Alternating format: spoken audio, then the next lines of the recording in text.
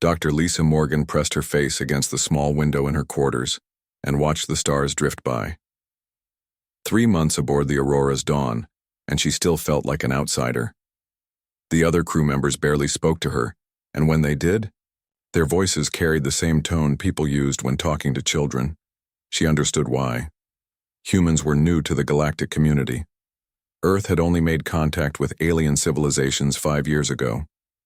Compared to species that had been traveling between stars for thousands of years, humans were babies playing with toys they barely understood. Lisa walked down the long hallway toward the medical bay. The walls hummed with energy from systems she could not even pronounce the names of. Lights that had no visible source lit her path. Everything on this ship was far beyond human technology. The Aurora's Dawn was a research vessel owned by 3 major alien powers. The Zephyrian Republic controlled most of the ship. They looked like tall, thin humans but with gray skin and large, black eyes. Their leader, Commander Vextar, treated Lisa like she might break something important just by touching it. The Crystalline Collective had sent several of their people too. They were made of what looked like living glass, and light passed through their bodies in beautiful patterns. They spoke in musical tones that hurt Lisa's ears if she listened too long. The third group came from the hegemony of Talnath. These aliens had thick, dark skin covered in small scales. They moved slowly but were incredibly strong. Lisa had seen one of them lift a piece of equipment that would have taken 6 humans to move. All 3 species had medicine far more advanced than anything on Earth. They could heal wounds in minutes and cure diseases that would kill humans. So why did they even want a human doctor on their ship? Lisa asked herself this question every day. The answer came to her as she entered the medical bay. In the corner, curled up on a simple mat, was the reason she was really here. The alien, girl everyone called Kira. Kira was different from the other aliens on the ship.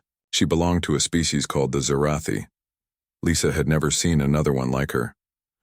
The girl was small, about the size of a human teenager, but her age was impossible to guess. Her skin was almost transparent, like thin paper, and it changed colors based on how she felt. Right now, Kira's skin was a sick gray-green color. It had been that color for weeks. Lisa had tried to examine her before, but Commander Vextar always stopped her. "She is not your concern," the commander had said. "Your primitive medicine cannot help her species." But Lisa was a doctor. She had spent years in Earth's worst hospitals, treating people that other doctors had given up on. She knew what suffering looked like, no matter what species was doing the suffering. Kira looked up when Lisa entered the room. The girl's eyes were large and silver like mirrors. They reflected Lisa's face back at her, but there was something else in those eyes: fear, sadness, and something that might have been hope.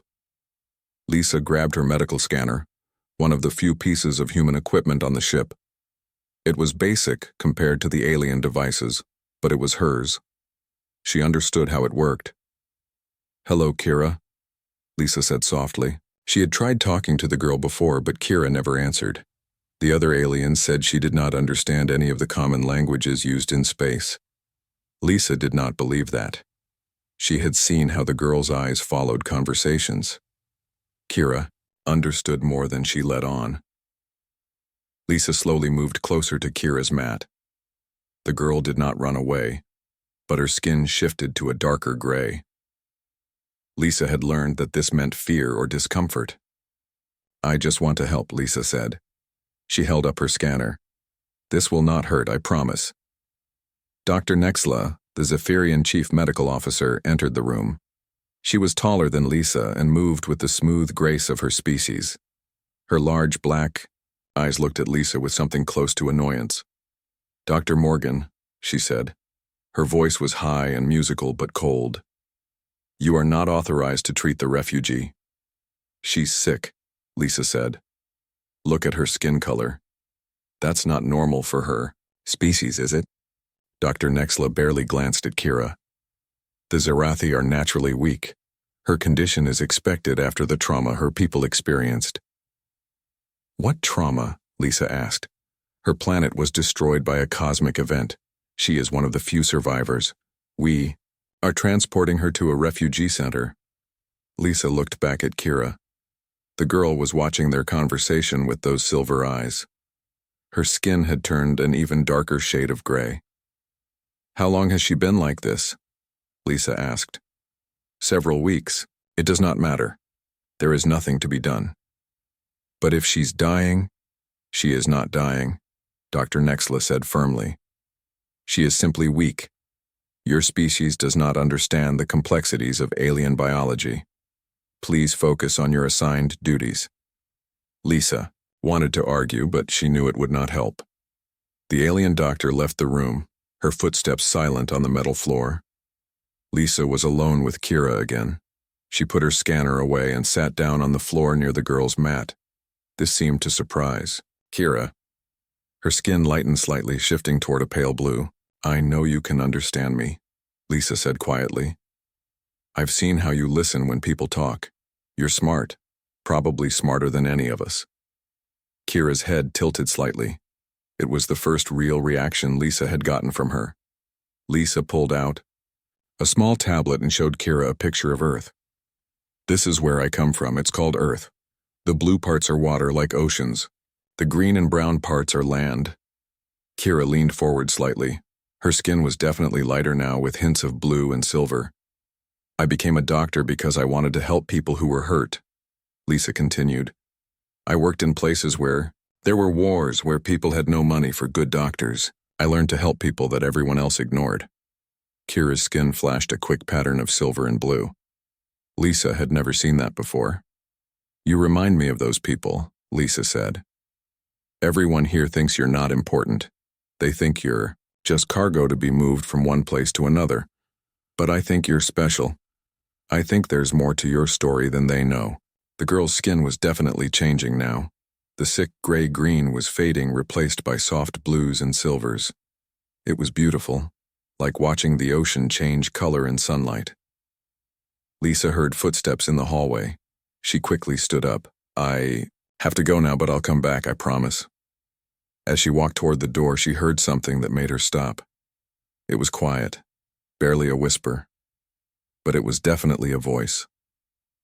"Thank you." Lisa turned around. Kira was looking at her with those silver eyes, and for the first time, Lisa saw something new in them.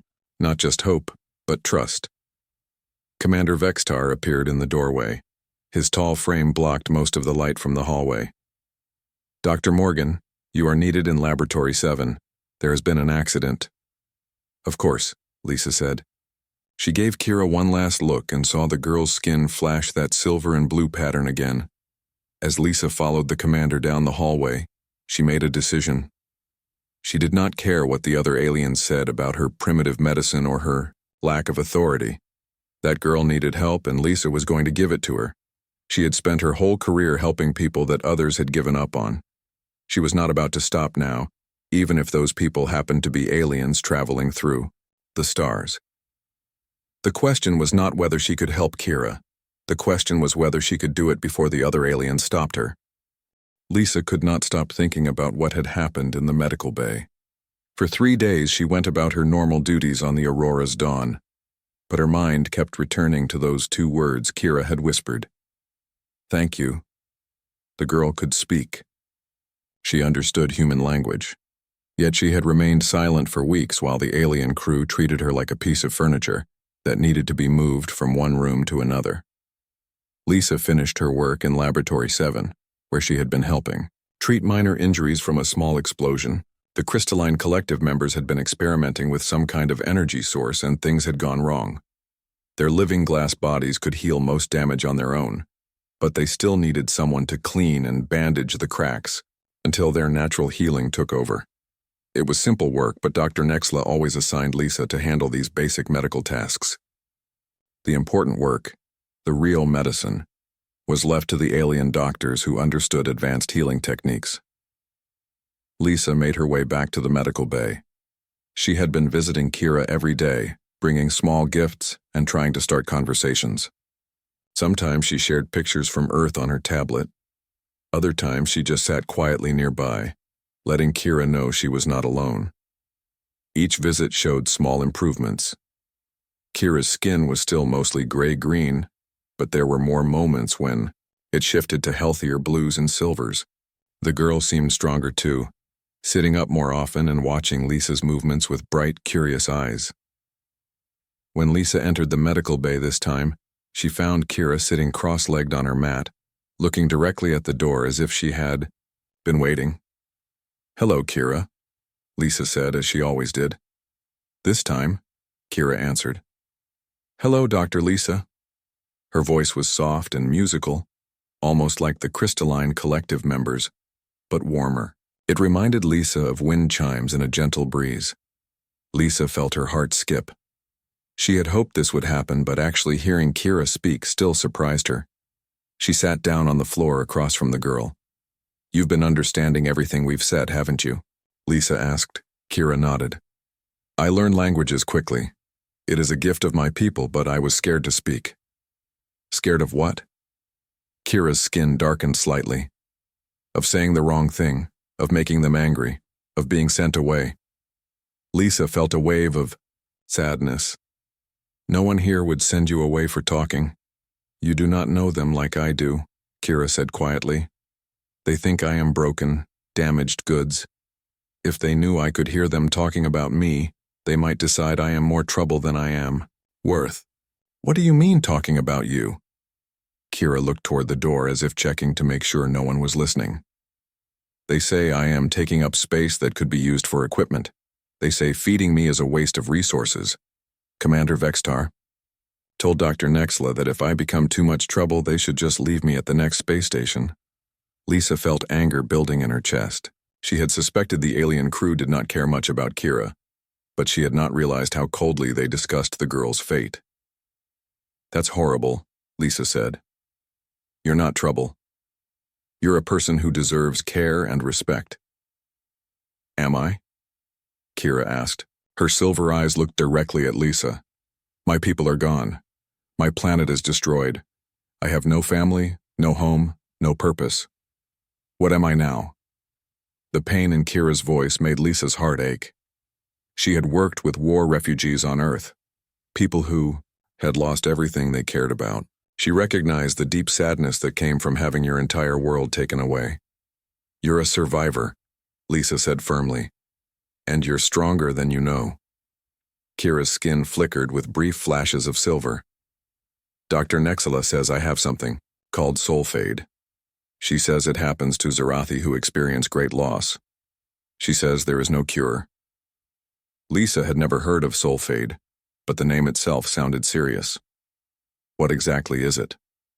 "When my people lose everything important to us, sometimes our life force begins to drain away.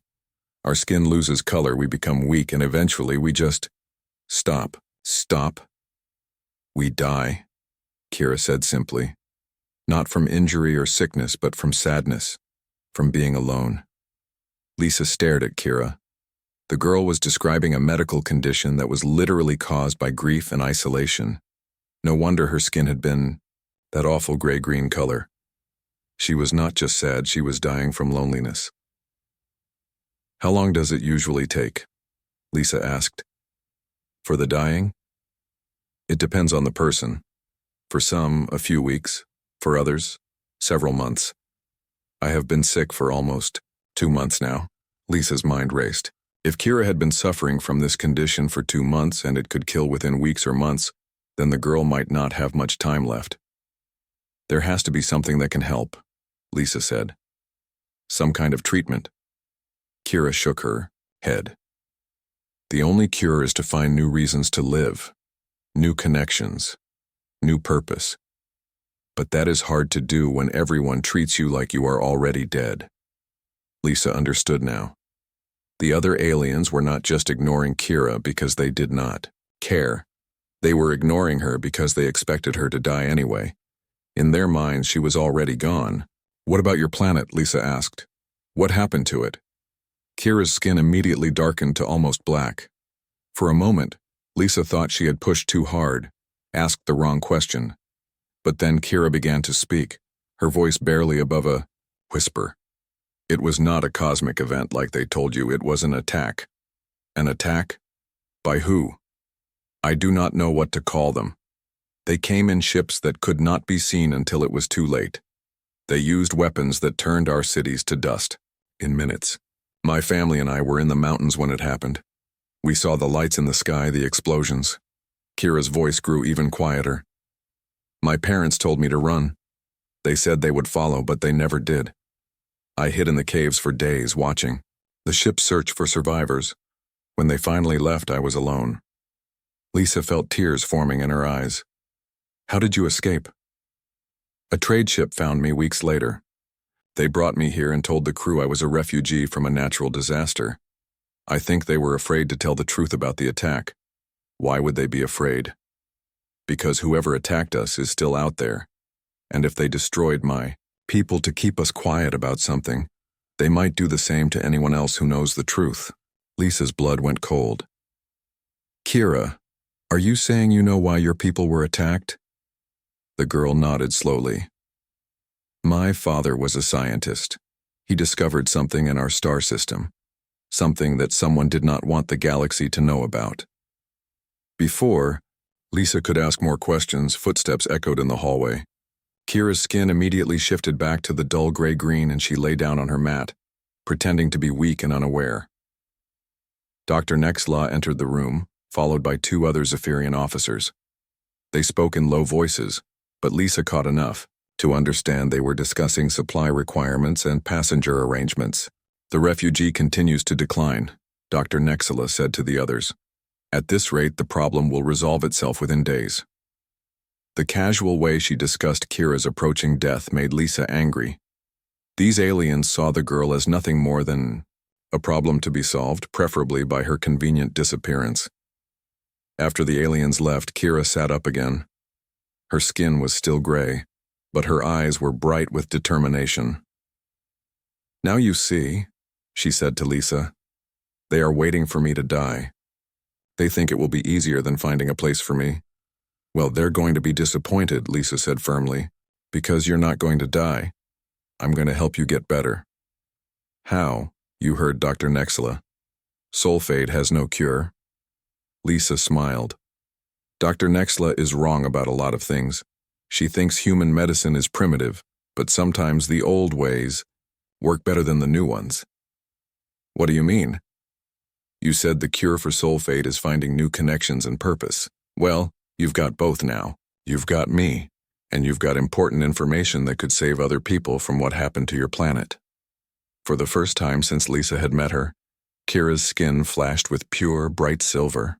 It was beautiful, like starlight on water. You really think I can get better? Kira asked. I know you can, Lisa said. But first we need to talk about what your father discovered, because I have a feeling it's more important than anyone realizes. Lisa returned to the medical bay early the next morning, carrying a small bag of supplies she had gathered from her quarters. She had spent most of the night thinking about what Kira had told her, and she had made several important decisions. First, she was going to treat Kira's sulfate using every method she could think of. Second, she was going to learn more about what Kira's father had discovered. And third, she was going to do all of this without the other aliens finding out what she was up to. Kira was awake when Lisa arrived, sitting up and watching the door with those bright silver eyes. Her skin was still mostly gray-green, but there were more patches of blue and silver than before. Good morning, Lisa said quietly, checking to make sure they were alone. Good morning, Dr. Lisa. You look tired. Lisa smiled. I was thinking about our conversation yesterday, about your father's discovery and about getting you better. She opened her bag and pulled out several items. A small music player from Earth, some photographs, a few packets of Earth food, and a soft blanket her mother had made for her before she left home. What are these for? Kira asked. Treatment, Lisa said. If sulfate is caused by sadness and loneliness, then we need to fight it with happiness and connection. Lisa spread the blanket on the floor next to Kira's mat. It was blue and green, with patterns that reminded her of Earth's oceans and forests. This is from my home. My mother made it for me. It always makes me feel better when I'm far from the people I love. She handed Kira one of the photographs. It showed Lisa with her family at a beach on Earth. Everyone was smiling and laughing. These are your people? Kira asked, studying the picture carefully. My family, yes. My parents, my brother, and my sister. This was taken last year just before I joined the space program. Kira's skin shifted to a softer gray with hints of blue. They look happy. They are. And they taught me something important. Family is not just about blood or genetics. It's about people who care for each other, who help each other, who refuse to give up on each other. Lisa sat down on the blanket next to Kira. You said you lost your family, and that's true. But that doesn't mean you can never have another family. What do you mean? I mean that I care about what happens to you. I'm not going to give up on you. If you want, I can be your family now. Kira stared at Lisa for a long moment. Then her skin began to change in a way Lisa had never seen before. Waves of silver and pale blue moved across her transparent flesh like gentle water. It was the most beautiful thing Lisa had ever seen. You would do that? For someone like me? Someone like you? Kira, you're brave, intelligent, and strong. You survived something that destroyed your entire world. You've been fighting soul fade for months and you're still here. I would be honored to be your family. Tears that looked like liquid crystal formed in Kira's silver eyes. I have not cried since the attack. I thought I had forgotten how. Lisa reached out and gently took Kira's hand. The girl's skin was warm and incredibly soft. It's okay to cry. It means you're healing. They sat together quietly for several minutes. While Kira cried, her skin continued to shift colors and Lisa noticed that the sickly gray-green was fading more and more. Tell me about your father's discovery, Lisa said when Kira had calmed down. Kira wiped her crystal tears away. He was studying our solar system's outer planets. He found something strange in the asteroid belt between the fourth and fifth worlds. What kind of strange? Structures that were not natural, buildings maybe, or machines. They were very old, much older than any civilization we knew about. My father thought they might be from a species that lived in our system millions of years ago. Lisa felt excitement building. Ancient alien structures were the kind of discovery that could change everything scientists thought they knew about galactic history. Did he explore these structures? He sent probes to examine them. What he found inside was amazing. Technology that was far more advanced than anything in the galaxy today. Weapons, ships, computers that still worked after millions of years. That's incredible, Lisa said. But why would someone attack your people to keep this secret? Kira's skin darkened slightly. Because the technology was not just advanced, it was dangerous.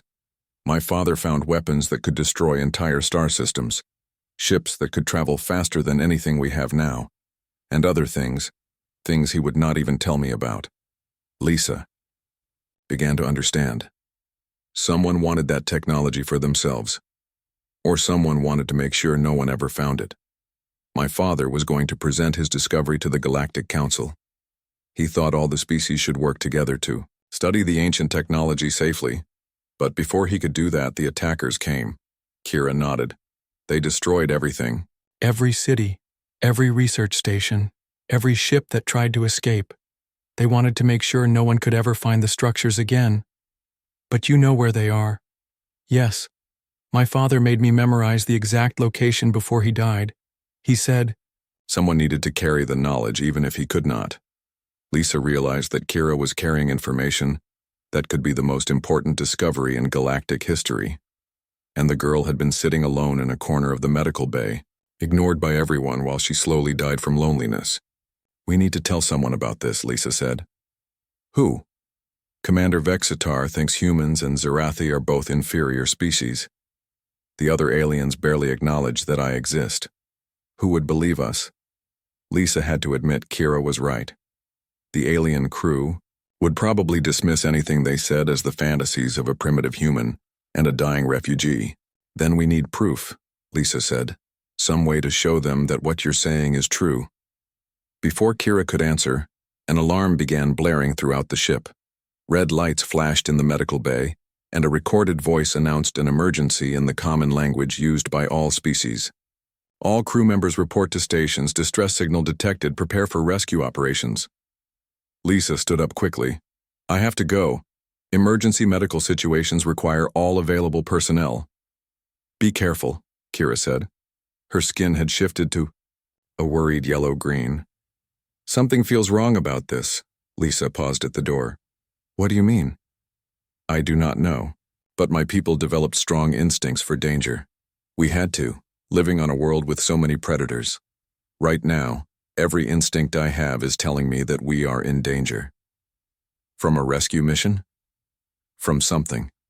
Please, Dr. Lisa, be very careful. Lisa nodded and hurried toward the bridge. As she walked through the corridors, she thought about what Kira had said. The girl's people had been destroyed by attackers who used invisible ships and appeared to be rescuing people. What if this distress signal was not what it seemed?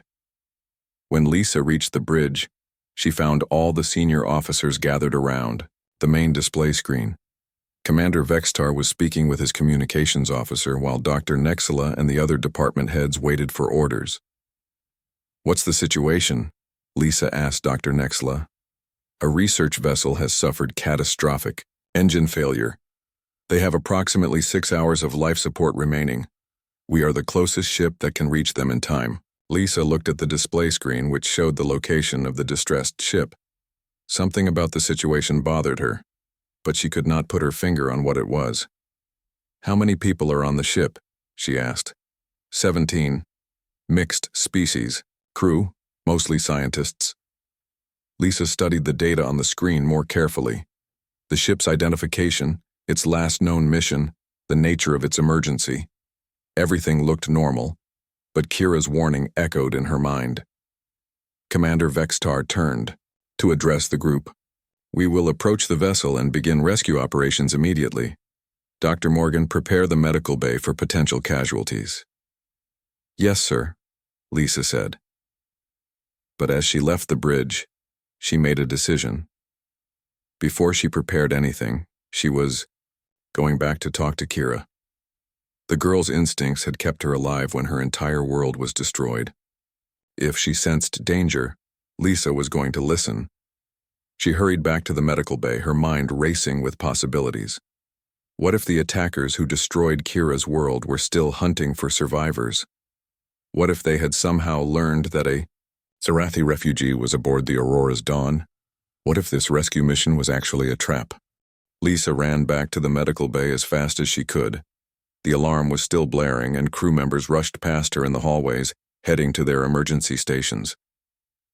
Everyone seemed focused on the rescue mission ahead. When she reached the medical bay, she found Kira standing near the window, staring out at the stars. The girl's skin was flashing rapid patterns of yellow and red, colors Lisa had never seen before. Kira, what's wrong? Lisa asked, breathing hard from her run. It's getting stronger, Kira said without turning around. The feeling of danger. It's like a scream in my head. Tell me exactly what you're sensing. Kira finally turned to face Lisa. Her silver eyes were wide with fear, and her skin continued to flash warning colors. Something is hunting us. Something that knows we are here. But we're going to help a ship in distress. How could that be dangerous? That is exactly how they attacked my world, Kira said urgently. They sent fake distress signals. Ships would go to help, and then they would disappear. We found wreckage later, but never any survivors. Lisa felt her stomach drop. Are you sure? My father told me about it before he died. He said the attackers were very smart. They did not just destroy things with weapons. They used tricks to make people come to them willingly. Lisa looked out the window at the stars streaming by. The Aurora's Dawn was moving fast toward the location of the distressed ship. In a few hours, they would arrive at what might be a trap. I have to tell Commander Vextar, Lisa said. He will not listen to you. You know he will not. Kira was right. Commander Vextar barely tolerated Lisa's presence on the ship. He certainly would not change an important rescue mission based on the feelings of a human doctor and a dying refugee girl. Then what do we do? Lisa asked. I do not know, but we have to do something. If I am right, everyone on this ship is going to die, Lisa thought quickly. She needed proof, something concrete that would make the alien officers take the threat seriously. But what kind of proof could she get in just a few hours? Tell me more about the attackers, she said. What do you remember about their ships? They were completely invisible until they attacked. Our best sensors could not detect them, and when they did attack, they used weapons that turned matter into energy. Everything they hit just vanished. What about their communication signals? Did they use standard galactic frequencies? Kira thought for a moment. My father said something about that. He said their signals were too perfect, like they were copied from somewhere else instead of being real. That gave Lisa an idea. What if we could analyze the distress signal, look for signs that it might be fake? How would we do that? I have access to the medical bay's communication systems. They're not as advanced as the ones on the bridge, but they might be enough to examine the signal more closely. Lisa went to the medical bay's main computer terminal. It was designed primarily for medical records and patient monitoring, but it could also receive and analyze communication signals for emergency purposes. She began working through the system's menus, trying to find the right program. The interface was designed for alien technology, but she had learned enough during her time on the ship to navigate the basic functions. Can you help me? She asked Kira. You said your people learn languages. Quickly, can you learn computer systems too? Kira moved to stand beside Lisa at the terminal. Her skin had stopped flashing warning colors and settled into a focused blue-green. Yes, show me what you are trying to do. Lisa explained what she was looking for, and Kira's hands moved over the controls with surprising skill. Within minutes, she had found the program they needed and pulled up the distress signal for analysis. The signal looked normal on the surface. Standard emergency codes, proper identification numbers, all the right technical details. But when they looked deeper, something strange appeared. Look at this, Kira said, pointing to a section of the data. The signal is too clean. Real distress signals have background noise, small errors, signs that they were sent under emergency conditions. This one looks like it was created in a laboratory, Lisa agreed. Every detail is perfect. They continued analyzing the signal, and more problems appeared. The ship's identification number was real, but it belonged to a vessel that had been reported destroyed 6 months ago. The emergency codes were current, but they were being transmitted on a frequency that was normally used for routine communications. It's definitely fake, Lisa said, but we still need to convince the others. Before Kira could respond, Dr. Nexila entered the medical bay.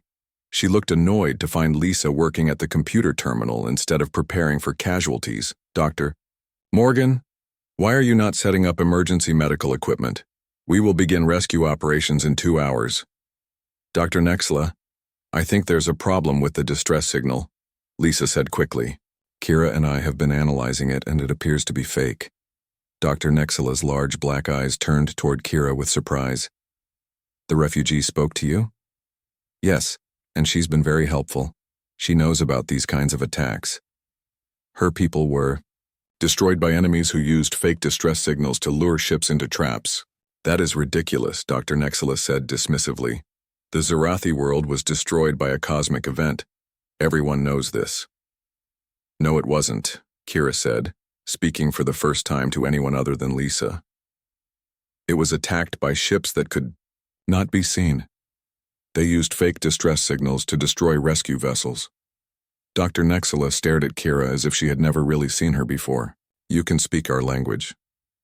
I can speak many languages. I have been listening to everything said on this ship for weeks. Why did you not speak before? Because no one cared what I had to say. Until Dr. Lisa. Lisa stepped forward. Dr. Nexila, please look at this analysis. The distress signal has several problems that suggest it might be fake. Dr. Nexila reluctantly examined the data on the computer screen. Her expression grew more serious as she reviewed what Lisa and Kira had found. These irregularities could have innocent explanations, she said finally. They could, Lisa agreed. But what if they don't? What if Kira is right and we're flying into a trap? Is it worth risking everyone's lives when we could easily verify the signal's authenticity? How would we do that? Send a probe ahead of us, Kira suggested. If the distressed ship is real, the probe will find it, and we can proceed with the rescue. If it is a trap, we will know before we get close enough to be in danger. Dr. Nexla considered this. That is actually a reasonable suggestion, but the decision is not mine to make. Commander Vextar would have to approve any change to our mission. Will you talk to him? Lisa asked. Will you at least present the evidence we've found? I will consider it, Dr. Nexla said, but her tone suggested she was not convinced. After Dr. Nexla left, Lisa turned to Kira. We tried. Maybe she'll listen. She will not, Kira said with certainty. She thinks I am a dying refugee and you are a primitive human. She will not risk her career by questioning orders based on our theories. Lisa felt frustrated and helpless. They had found real evidence that the distress signal might be fake, but no one with authority would take them seriously. There has to be something else we can do, she said. Kira was quiet for a long moment, her skin shifting through various shades of blue and silver as she thought. Finally, she looked up at Lisa with determination in her silver eyes. There is one thing. But it is very dangerous and you might get in serious trouble. What is it? The medical bay has emergency override codes. In case of a ship-wide medical emergency, the chief medical officer can take control of certain ship systems. Lisa understood what Kira was suggesting. You want me to use the medical override to stop the ship. It is the only way to force them to listen to us. If you declare a medical emergency and use the override codes, the ship will stop automatically until the emergency is resolved. But if I'm wrong, if the distress signal is real, people will die because we delayed their rescue. And if I am right, people will die because we walked into a trap. Lisa stared at the override control panel. Using it without proper authorization would probably end her career. But if Kira was right about the danger, it might save everyone's lives. She thought about everything Kira had told her. The attack on her world, the fake distress signals, the invisible ships. She thought about the girl's instincts, which had kept her alive when her entire civilization was destroyed. Most importantly, she thought about the trust Kira had placed in her. The girl had remained silent for weeks, but she had chosen to speak, to Lisa, to share her secrets and fears. Lisa made her decision. She walked to the override panel and began entering the emergency codes. Are you sure about this? She asked Kira one last time. No, Kira said honestly, but I am sure that doing nothing will get us all killed. Lisa activated the emergency medical override. Immediately, alarms began blaring throughout the ship, and the Aurora's dawn began to slow down. Within minutes, angry voices would be demanding explanations. But for now, they had stopped the ship from flying into what might be a deadly trap. Lisa just hoped they would live long enough to find out if Kira's instincts were right. The emergency alarms echoed through the Aurora's dawn as the ship came to a complete stop. Lisa stood beside the override panel, her heart pounding as she waited for the angry voices and heavy footsteps she knew were coming. She did not have to wait long. Within 3 minutes, Commander Vextar stormed into the medical bay, followed by Dr. Nexla and 2 security officers. His tall gray form radiated fury, and his large black eyes focused on Lisa like targeting systems. Dr. Morgan, explain yourself immediately, he commanded. Why did you activate the emergency medical override? Lisa took a deep breath. Commander, we have reason to believe the distress signal is fake.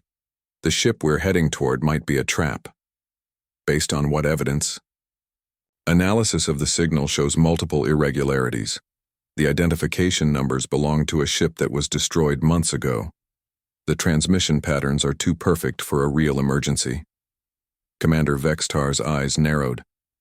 You stopped an urgent rescue mission based on computer analysis performed by a human doctor with no training in communications technology. She also helped, Lisa said, gesturing toward Kira. Commander Vextar looked at Kira as if seeing her for the first time. The refugee, she cannot even speak our language. Actually, sir, Dr. Nexla interrupted reluctantly, the Zarathi girl can speak.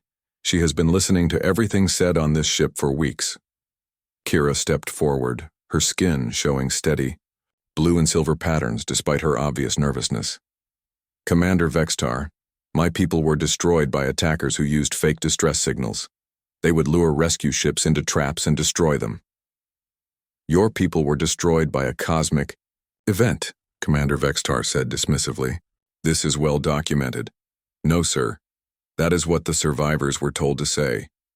My father was there when it happened. He saw the invisible ships, the weapons that turned matter to energy. Before he died, he made me promise to remember the truth. Even if that were true, what does an ancient attack on a primitive world have to do with our current situation? Lisa spoke up. Because the same people might still be out there, and they might know that Kira survived. This is ridiculous, Commander Vextar said. Security, escort Dr. Morgan to her quarters. She will remain confined until we can determine appropriate disciplinary action. Wait, Kira said urgently. Her skin was flashing the warning colors Lisa had seen before, but brighter now. Something is happening, they are here.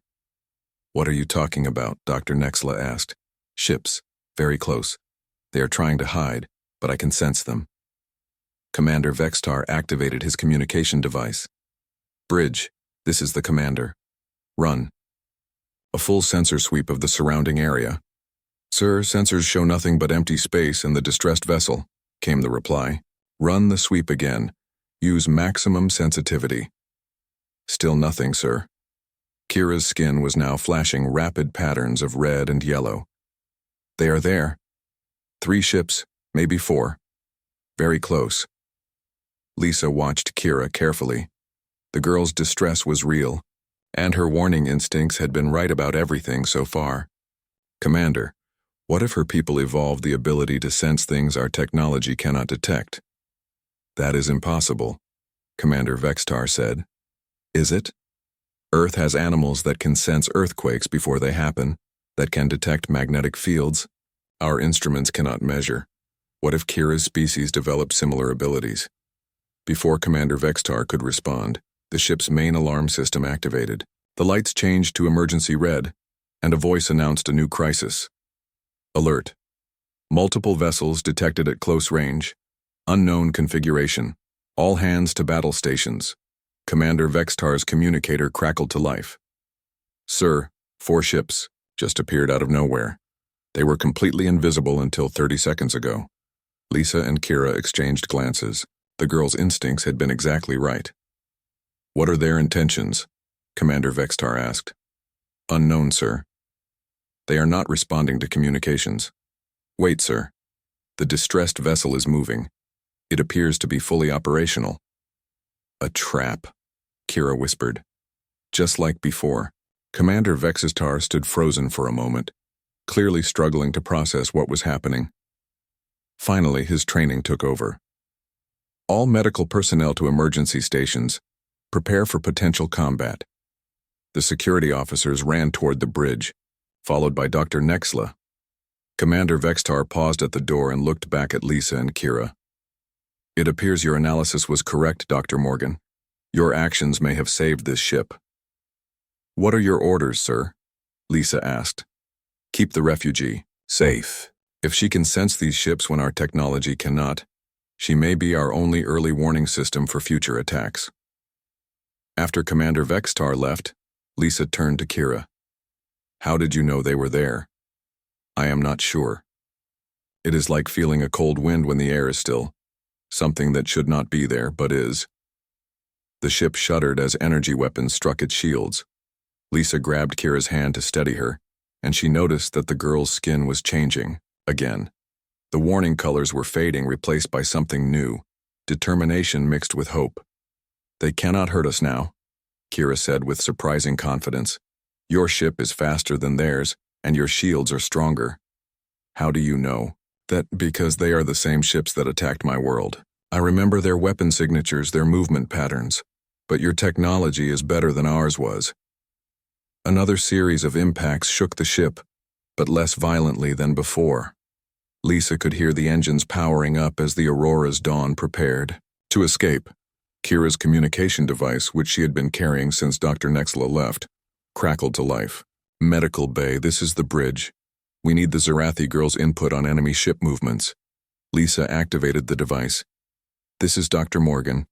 Kira is here with me. Can she predict their attack patterns?" Kira took the device from Lisa. "Yes, they will try to surround you and force you toward the false distress signal. Do not let them push you in that direction.